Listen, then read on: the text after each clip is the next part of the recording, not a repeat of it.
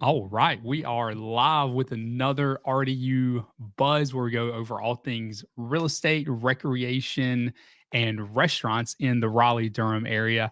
Um, I'm, of course, am Zach. My wife, Cindy, typically joins me here tonight. She will not be joining tonight, so this could end up being a shorter episode than normal. So I can get off and help her with the kids a little bit later, but anyway, I hope y'all had a great week. We got a handful of really good topics tonight that I'm pretty excited about digging into. But if you're joining, make sure to put in the chat where you are joining from. It's just interesting to see where folks are tuning in from. And it helps us as we put together content for those who watch to make sure, hopefully, we're putting together content that you want to see. But we'll just kick it right off. This week, we're going to be kicking off with we got Next Level joining from Raleigh. Thanks for tuning in, Next Level. Yeah, I'd love to get your opinion on some of this tonight, Next Level, especially this first topic here. So, some of this with Red Hat is not new news, it is somewhat old news. But there was a story that came out this week about a potential road closure that would happen with Red Hat moving. So essentially, what is happening, and I'll share a map here. Let me pull up my map. So Red Hat, for those of you who don't know, Red Hat is an amphitheater that is downtown Raleigh, and Red Hat is going to be moved. And it sounds worse than it is because it's not going to be moved very far as of now. So if you're looking at this map here, you've got the Raleigh Convention Center right here. So what's happening is the convention center is expanding. Raleigh is losing out, according to Raleigh, is losing out on different bids coming in from conventions that are looking at Raleigh. They're looking at places like Nashville. They're looking at places like Charlotte. And Raleigh's convention center is on the smaller end of that spectrum. And so Raleigh needs to expand their convention center. Well, the problem is there's not a whole lot of space for them to expand the convention center. So what they're looking at doing is essentially moving Red Hat Amphitheater. And if you've never been to Red Hat, it's a really cool spot. It's an outdoor amphitheater. It's really small. It's right under, I believe, 6,000 seats. I believe it's like 5,900 seats or something along those lines. So it's nothing substantial, but it's a really cool atmosphere there.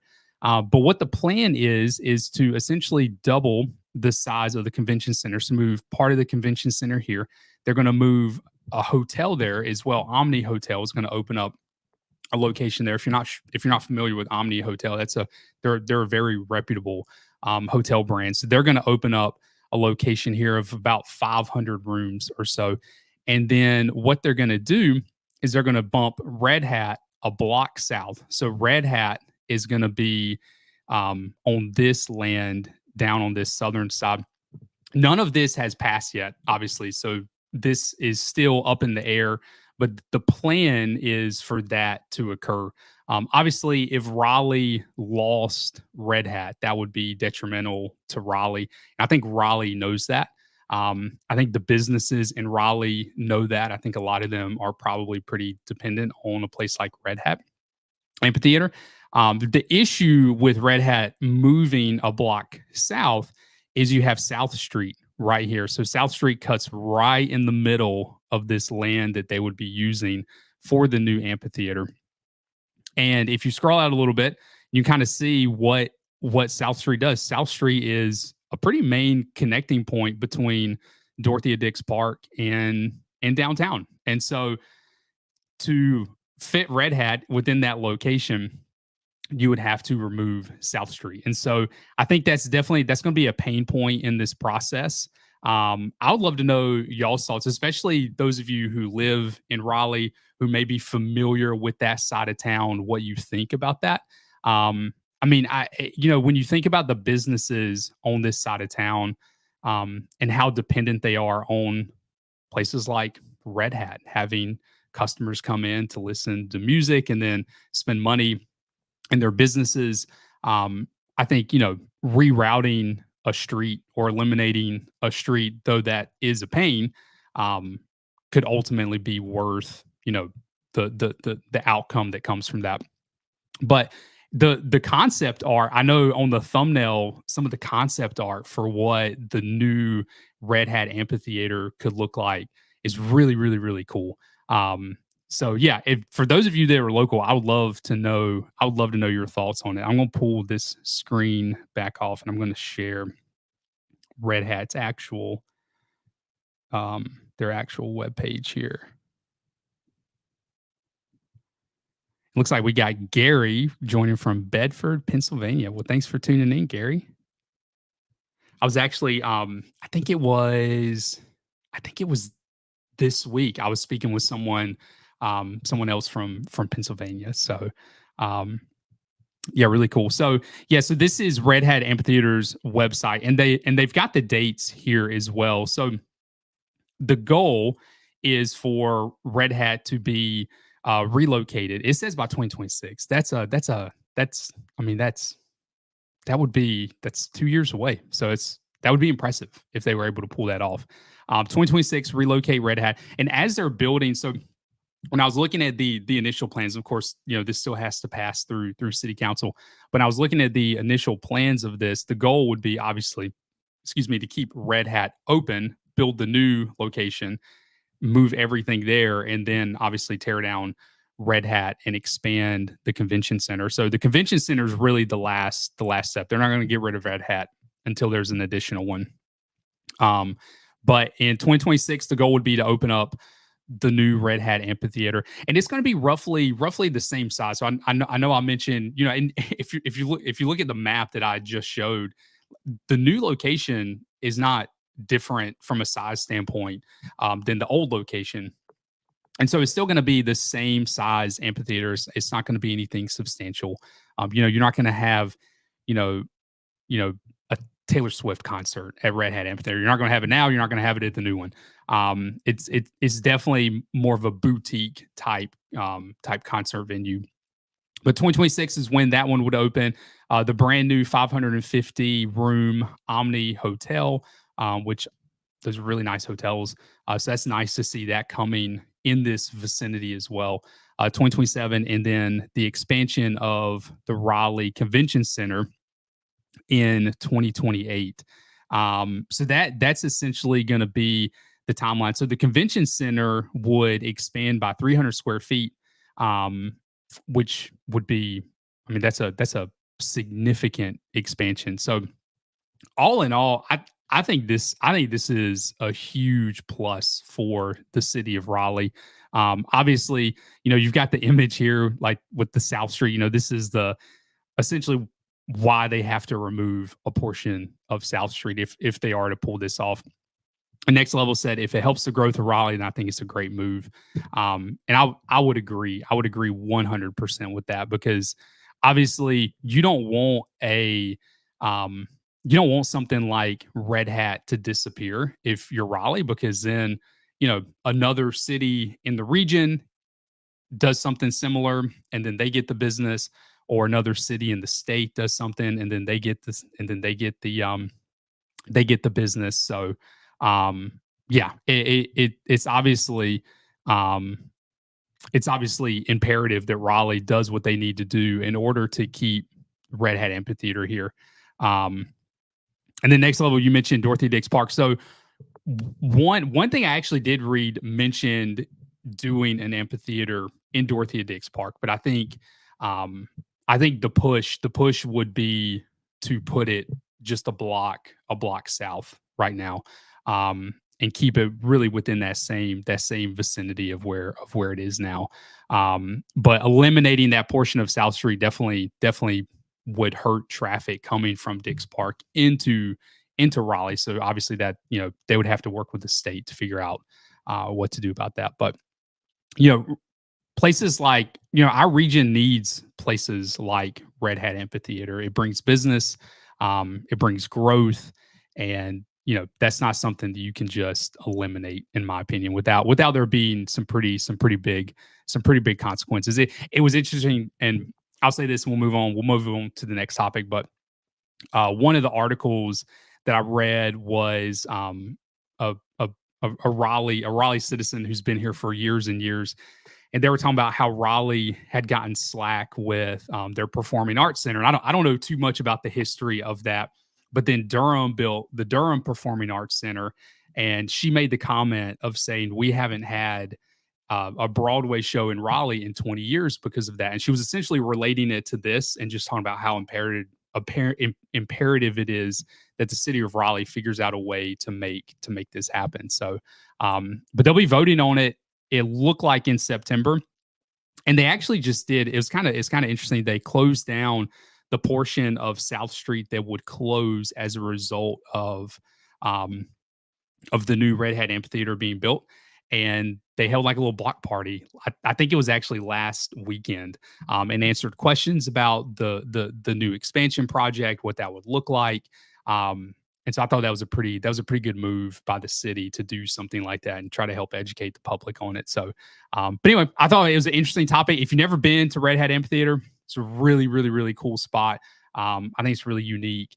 It's right in the heart of downtown Raleigh. Just has a cool vibe to it. So, and there's really nowhere in the Triangle that has anything like that. Durham doesn't have anything like that. I guess you could say maybe Cocoa Booth in Cary is something like that, but there's just something unique about being downtown Raleigh that makes this amphitheater pretty special. So anyway, love to know y'all's thoughts about it. And moving to the next topic, so a little bit of real estate data.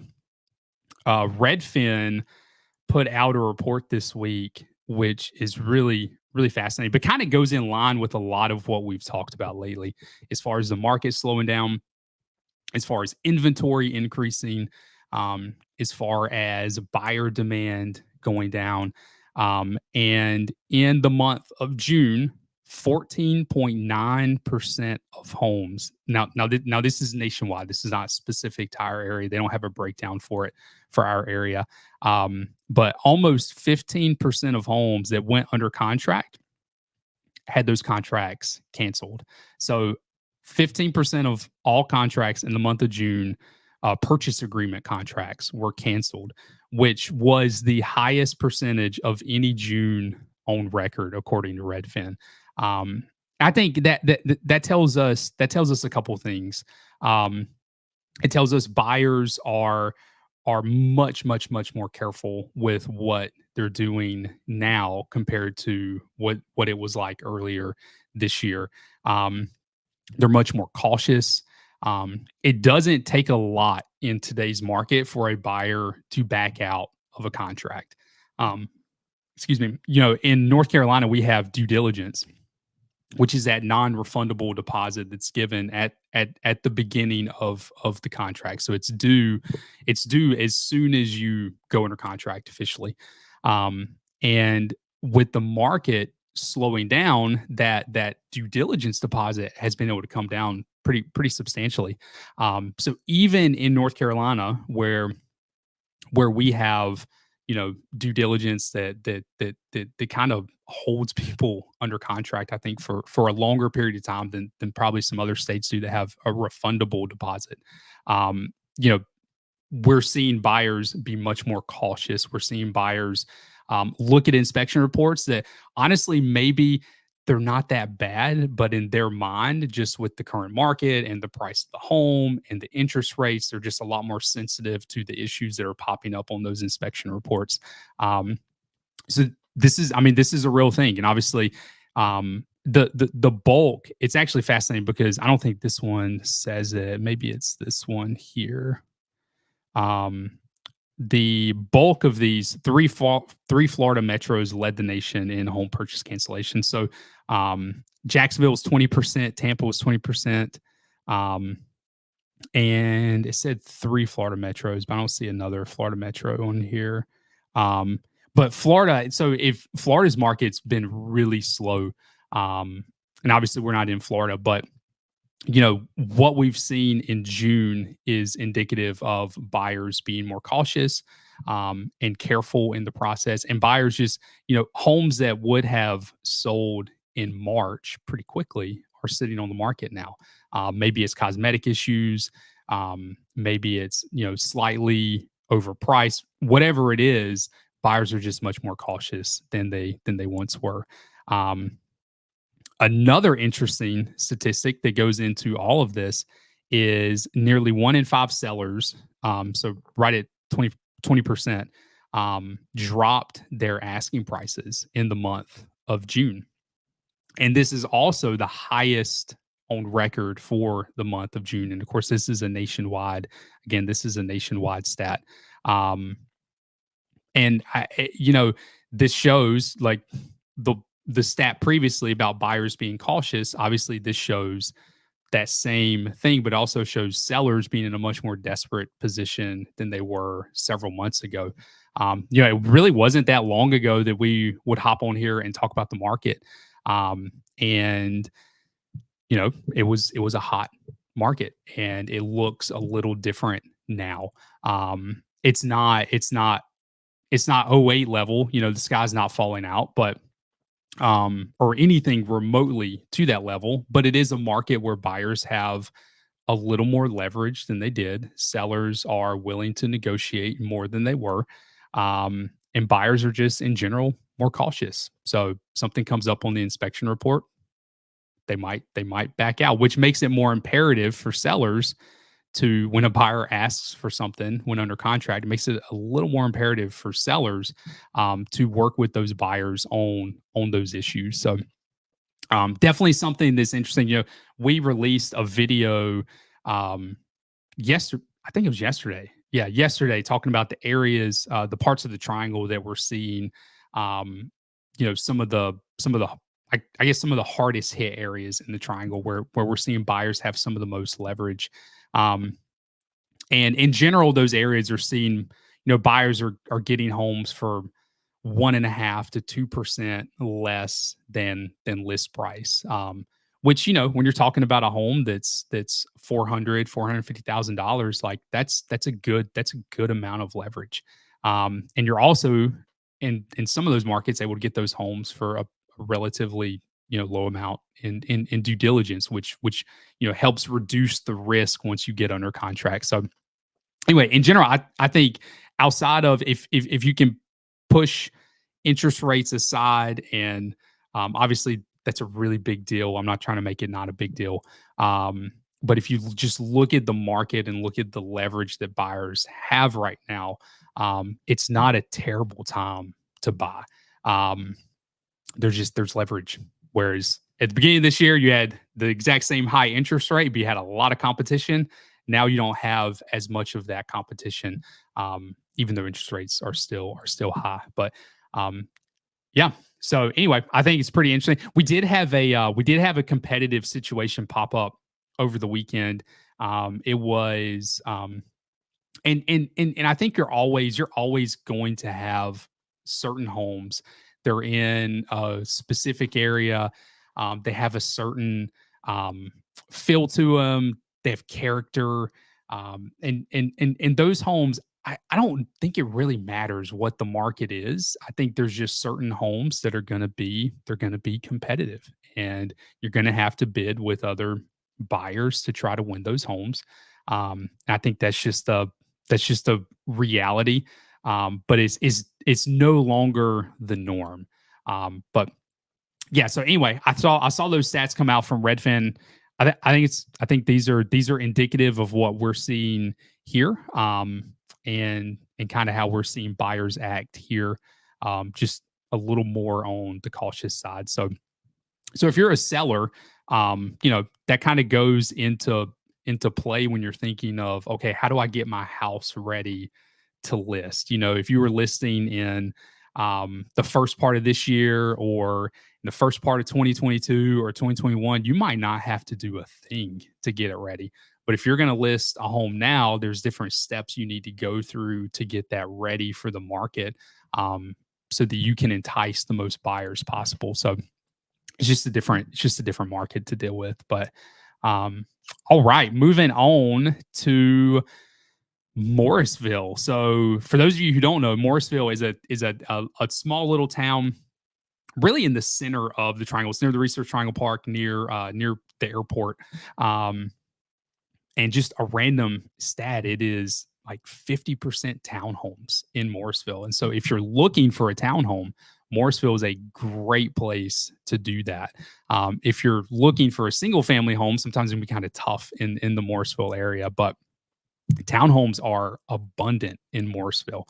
But Morrisville is going to build a downtown, which is really cool. So, you know, if you look at a lot of the little towns in our area, so you might hear us call them suburbs of Raleigh, which a lot of the locals don't like to hear that because they're their own towns, and they're right, they are their own towns. You know, places like Cary and Apex, Wake Forest, Clayton, all these towns have their own little historic downtown. And then you have other towns like Holly Springs that are newer that have essentially built their own town center and are continuing to build their own town center. You know, Holly Springs has plans that we've talked about on here, excuse me, to expand their town center. And Morrisville is now going to do essentially what Holly Springs did. It's going to be $105 million investment. Let me pull up this and share this screen with you. Yeah, so it's going to be $105 million investment. So not a small investment by any means. Phase one right here is going to have 220 residential units with ground floor retail. There's another shopping center, and the name escapes me, in Morrisville, where I feel like it has it's the same setup with like apartments on the top, and retail on the ground floor. It's going to have an amphitheater, retail shops, parking deck. It's going to have space for a farmer's market. This is cool. I love when towns have their own downtown region. It's not necessary, you know. I mean, obviously, you know, you can like life doesn't in our area. Life doesn't necessarily revolve around the urban city centers, but it's nice, you know, like downtown Cary's really nice, and it's a thriving area. Downtown Apex is really nice. Downtown Wake Forest is really nice. I think what Holly Springs is doing in their downtown area is a really nice addition to the city. And so while I don't think it's necessary, it's just it adds a it makes it feel, I think, more like more like home in a way, to have that kind of downtown feel. And a lot of folks that we talk to who are moving from out of state, they want to live in an area that has like a small historic downtown.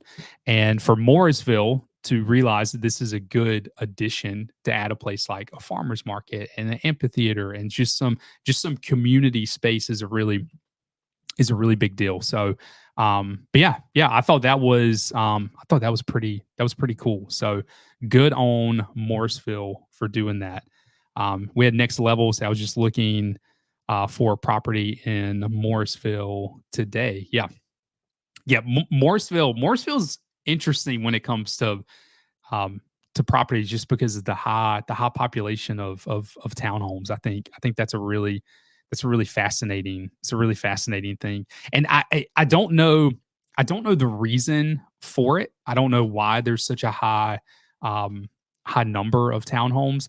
The only thing I can think of is one, it's proximity to the airport, so it makes a good place. You know, if you have a job that travels in, to like the Research Triangle Park or to some of the universities, and you want a place near the airport, you know, townhomes are good options for that. And if you travel in, like, just if you're, you know, like someone employed at the Research Triangle Park, it's close to that. So yeah, I mean, I don't know the exact reason why it's such a high population of townhomes, but it is really fascinating. So, all right, moving on to the last topic that we'll cover. So the hub is, and I know we went extensive into the hub not too long ago. So the HUB RTP is really a push to essentially remake the Research Triangle Park into something that's a little more like what you see throughout the triangle, where you have these mixed use developments to have apartments and retail space and restaurant space. Um, I think the Research Triangle Park, they say a place to live, work, and play. Um, and so that is being built right now in the Research Triangle Park. And the ultimate goal in the Research Triangle Park is to have multiple hubs. And we covered that as well on here during one of our lives. Um, I don't know if every single one is planned to be as large as the one they're currently building, but the plan is to essentially have several of these throughout the region, and there's space to do that. There's plenty of space to do that. But I wanted to cover this because a new site plan was filed for a 4-story apartment building. So what's fascinating? So this is going to be 225 units. And 9 studio apartments. Out of those 9 studio apartments, 134 1-bedroom and 82 2-bedroom apartments. So this will be the first time, the hub will be the first time that folks can actually live within the Research Triangle Park, which is a really cool thing. You know, talk about like Morrisville having a close proximity to the Research Triangle Park with townhomes. This will be nice for folks who maybe travel into the Research Triangle Park and they can get a lease at one of the apartments. They can literally be within RTP itself. So I think that's a pretty cool thing. But the hub's going to be a really fascinating place when it opens. I'm not sure when the open date is, but they are. I mean, last time I drove by, which was a while ago, they were making some pretty significant progress on it. But you know, developments like this will continue to transform our area, continue to hopefully pull in more businesses into the area as well, which will then in turn, you know, obviously grow the area. So cool. That's all I got tonight. I feel like this was a shorter one, and it looks like 27 minutes. I always go a little shorter, I think, when Cindy's not on here. So but yeah, I appreciate y'all tuning in tonight. If you're watching a replay of this, make sure to put in the comments where you are tuning in from. And I hope y'all have a good rest of your week, and we will see y'all next Thursday. All right. Bye, y'all.